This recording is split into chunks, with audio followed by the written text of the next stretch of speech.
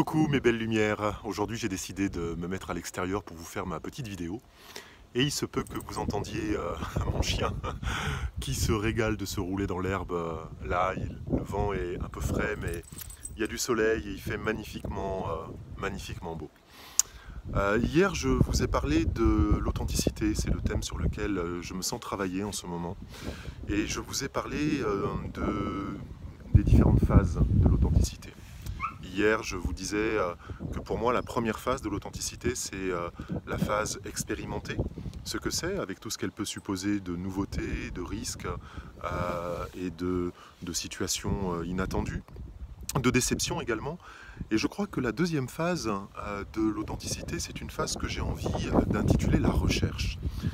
Cette phase de l'authenticité, de la recherche, c'est une phase qui est basée sur l'attente. Elle est fondée sur l'attente. L'attente d'expérimenter de façon beaucoup plus large, cette fois-ci, ce que c'est que l'authenticité pour soi-même, mais aussi avec les autres, avec les gens qui nous entourent.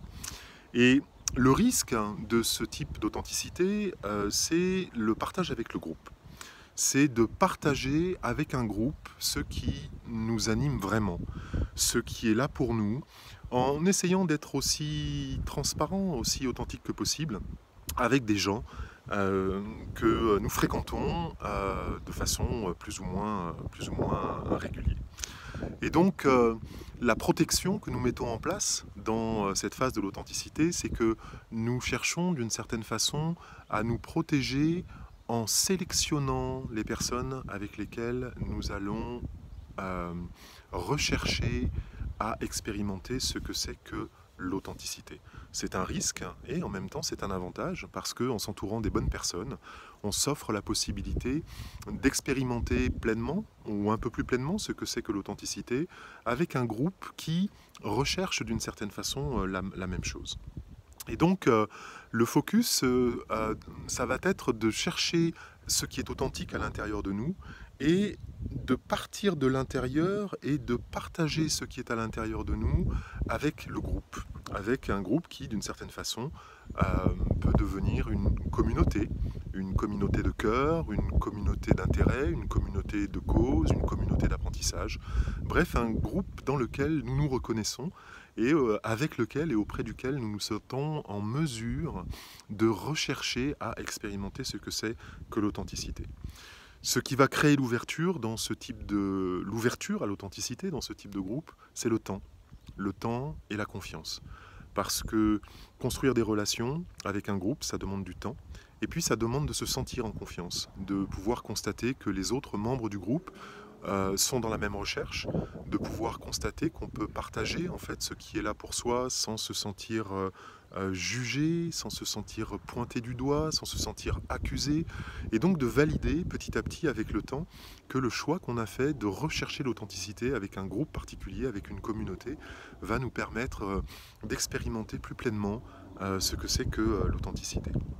Donc il nous faut trouver d'une certaine façon un groupe statique de personnes qui poursuivent le même but que nous. Et c'est dans cette deuxième phase-là que nous allons pouvoir approfondir notre connaissance de ce que c'est que l'authenticité. Dans ma vie, j'ai fait partie de toutes sortes de groupes, des groupes professionnels, des groupes d'entrepreneurs, des groupes autour de croyances religieuses à une époque de ma vie, des groupes autour de la spiritualité, des groupes autour de l'apprentissage d'une compétence, d'une formation. Et dans ces différents groupes, j'ai vécu différentes choses. Certains avec lesquels j'ai senti que je pouvais être vraiment authentique, et d'autres dans lesquels j'ai pas senti que ça pouvait être le cas. Donc toute cette phase de recherche va nous demander finalement de nous sentir reconnus, accueillis par une communauté de cœur qui est prête à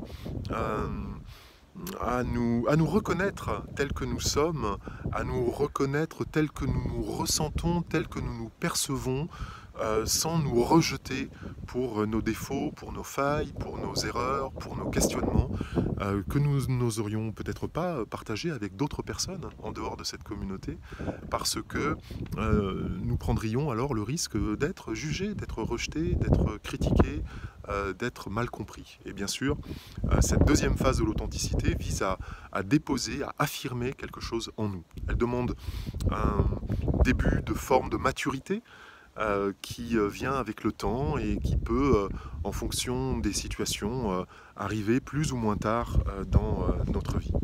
Et donc, nous cherchons dans cette deuxième phase de l'authenticité à créer un cadre idéal pour des relations qui soient transparentes et des relations qui étaient d'une certaine façon insatisfaites dans la première phase de l'authenticité.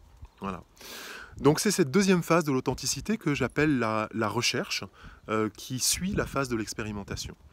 Et cette phase de recherche est une phase qui est extrêmement importante et qui peut venir avec le temps ou qui peut être facilitée par le fait donc de rejoindre des groupes d'appartenance dans lesquels nous nous sentons en confiance, suffisamment en confiance pour pouvoir offrir ce que nous sommes, ce que nous traversons, nos préoccupations à un groupe sans nous sentir jugés. Une des questions qui m'a été posée, c'est la question suivante, par vous qui écoutez ces vidéos surprises avec les pépites surprises, et on est à la 7e ou à la 8e vidéo, je crois, 8e vidéo, c'est mais finalement, qui définit qu'on est authentique? Et moi, je crois que personne ne définit, personne à l'extérieur de nous ne définit si nous sommes authentiques ou pas. C'est nous qui savons intérieurement si oui ou non nous sommes authentiques dans ce que nous partageons. Nul besoin d'une définition qui vienne de l'extérieur, et en cherchant à vous partager ce qui me semble avoir compris sur les phases de l'authenticité, et ces deux premières phases, et demain je vous partagerai la troisième phase de l'authenticité, je ne cherche pas à définir qui est authentique ou qui ne l'est pas, je ne cherche même pas à définir pour vous si je suis authentique ou pas, ça n'aurait pas de sens. Ce qui est important, c'est de me sentir authentique, c'est de me sentir en alignement avec ce qui est là pour moi. Et donc personne d'autre que moi ne peut définir si je suis authentique et si je me sens plus particulièrement authentique. Parce que l'authenticité n'est pas quelque chose de simplement intellectuel, c'est quelque chose qui se ressent à l'intérieur de ses tripes. Et donc, c'est ce que j'avais envie de donner comme réponse à Rebecca qui m'a posé cette question, et j'ai reçu de nombreuses autres questions auxquelles je vais essayer de répondre petit à petit au fil du temps. Voilà. J'ai envie de vous inviter à vous faire une belle fin de journée, un beau dimanche. N'hésitez pas à me poser les questions que vous avez envie de me poser dans les commentaires qui se trouvent en dessous de cette vidéo, et j'essaierai d'y répondre du mieux que possible. Je vous aime, je vous dis à très bientôt. Bye bye.